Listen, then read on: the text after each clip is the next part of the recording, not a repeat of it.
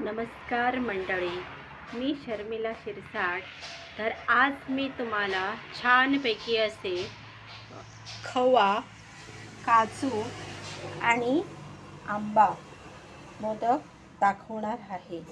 तर त्यासाठी काय काय साहित्य लागणार ते मी तुम्हाला सांगते. तर मी हा आंब्याचा पल्प आहे, हा पाव लिटर पल्प आहे. हा मी मेमध्ये करून ठेवलेला, तो मी घेतला आहे. ही 1 वाटी साखर घेतली आहे. हे 1 वाटी काजू घेतले आहेत. हे त्यातले थोड्याशा वेलची घेणार आहे, 4-5. ही दूध पावडर घेतली आहे 1 वाटी. हे केशर मिश्रित दूध आहे आणि हे एक अर्धा चमचा मला तूप लागेल आणि हे 1 लिटर दूध आहे. तर ह्या 1 लिटर दुधाचा मी खवा बनवणार आहे आणि त्या खव्यापासून मी मोदक बनवणार आहे. तर ह्या दुधाचं हे दूध मला आटवायला कमीत कमी अर्धा तास लागणार, कारण ते मंद गॅसवर आटवायचं असतं. तर हे दूध मी आटून घेते आणि ह्याचा खवा बनवून घेते आणि त्यानंतर तुम्हाला दाखवते की मोदक कसे बनवणार ते. तर मी आज काजू, आंबा आणि खव्यापासून मोदक बनवणार आहे. तर आपण भेटूया थोड्याच वेळात. तर मंडळी, आपण जे खवा, आंबा आणि काजू मोदक करणार आहे ना, त्याच्यासाठी मी हा खवा करून घेतला आहे. थोडासा मी पातळच ठेवला आहे आणि ही काजूची पावडर करून घेतली आणि ही मँगोची प्युरी आहे. तर मी आता ती ही खव्यामध्ये ॲड करून घेते आणि हे मिश्रण मी घट्ट करून घेते.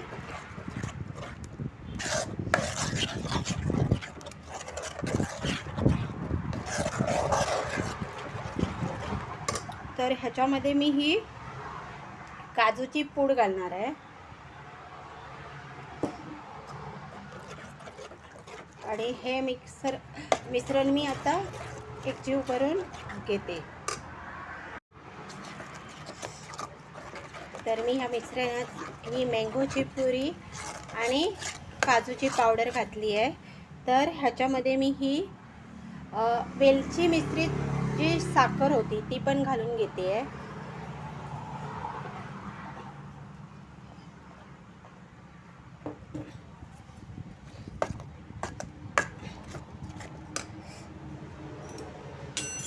आणि हे केसर मिश्रित जे दूध आहे ते पण घालून घेते.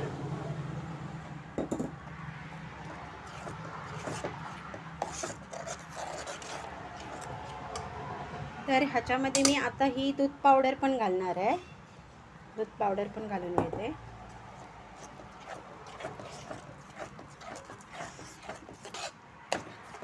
हे व्यवस्थित एकजीव करते, नाहीतर त्याच्या गुठळ्या होतील. तर मंडळी, हे मिश्रण ना, हे बघा आता आपलं घट्ट होत आलेलं आहे. हे पूर्णपणे आता घट्ट झालेलं आहे. जर याला आपण जास्त हे करायला गेलं तर ते खालती चिपकणार काय आणि मग ते करपणार. तर आपलं हे मिश्रण आता काजू पूड, खवा आणि आंबा याचं मिश्रण हे तयार झालेलं आहे मोदक बनवण्यासाठी. तर आता मी गॅस बंद करून घेते आणि हे मी असंच या भांड्यामध्ये अर्धा तास ठेवणार आहे. आपण जी आता डाळ भाजून घेतली ना, ती थोडीशी गरम असतानाच मिक्सरला लावून घ्यायची. तर ह्याच तव्यामध्ये मी ह्या थोड्याशा चारोळ्या टाकल्या आहेत, त्यासुद्धा थोड्याशा भाजून घेते. तर हे मी मोदकाचं एक दुसरं सारण बनवते आहे. तर त्याच्यामध्ये हे थोडंसं कंडेन्स मिल्क घातलं आहे आणि त्या कंडेन्स मिल्कमध्ये मी हे वेलची पावडर घालते आहे आणि ही दूध पावडर घालते आहे.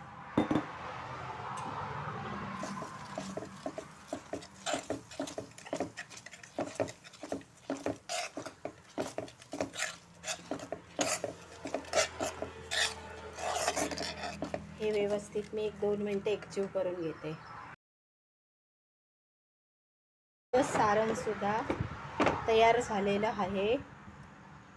हे जे मिश्रण आहे ना, त्या मिश्रणाचे मी असे छोटे छोटे बॉल्स करणार आहे ते मी त्या मोदकांच्या मध्ये स्टफिंग करणार आहे.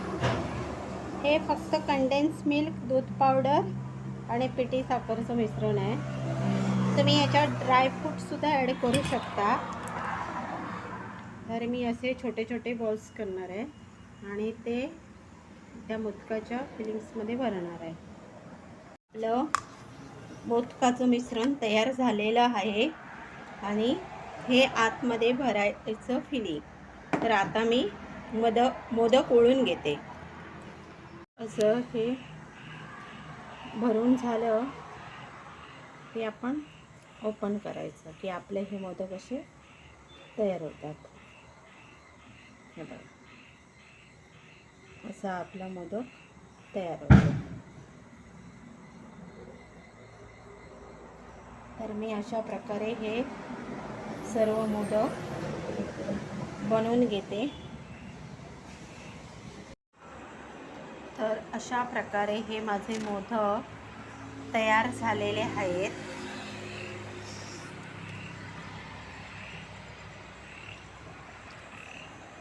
तर हे मोदक अजून जरा चांगले दिसण्यासाठी, तर अशा प्रकारे माझे हे मोदक तयार झालेले आहेत. ह्या मोदकांची मला ऑर्डर आहे अर्धा किलो आणि पाव किलो. तर माझं हे पॅकिंगसुद्धा तयार झालेलं आहे. तर तुम्हाला हे मोदक कसे वाटले, माझी ही रेसिपी कशी वाटली ती मला नक्कीच कमेंटद्वारे कळवा. आणि तुम्हीसुद्धा हे अशा प्रकारे मोदक गणपती बाप्पाला बनवा.